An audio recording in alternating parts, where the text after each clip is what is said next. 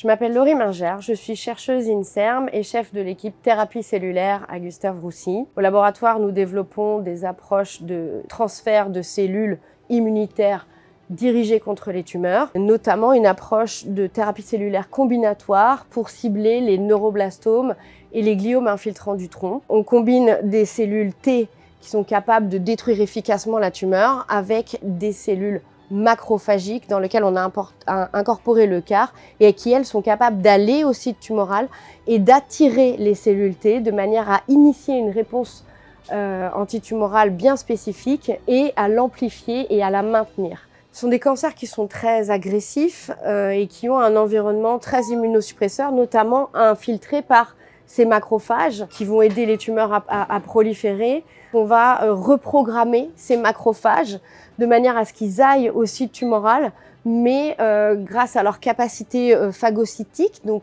qui viennent commencer à manger de la tumeur, à nettoyer l'environnement et produire des cytokines, des molécules qui vont détruire cet environnement immunosuppresseur. Les approches de thérapie cellulaire combinatoire que nous développons sont particulièrement onéreuses. C'est de la technologie de pointe. Il s'agit d'infuser chez le patient 2 types de cellules immunitaires différentes qui sont chacune reprogrammées, mais avec pour but de maintenir une réponse antitumorale durable chez ces patients, puisque ce sont des cellules qui peuvent perdurer jusqu'à au minimum 10 ans en circulation et patrouiller dans l'organisme du patient. Et ce qui fait que les indications de cancer pédiatrique en sont une cible parfaite, puisque il n'y a pas aujourd'hui de traitement réel pour ce type de cancer, les neuroblastomes et les gliomes infiltrants du tronc.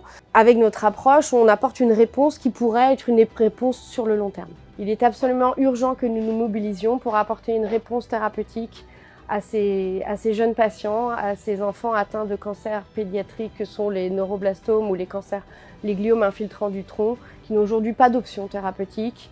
Il faut absolument que nous nous mobilisions pour répondre à cette injustice.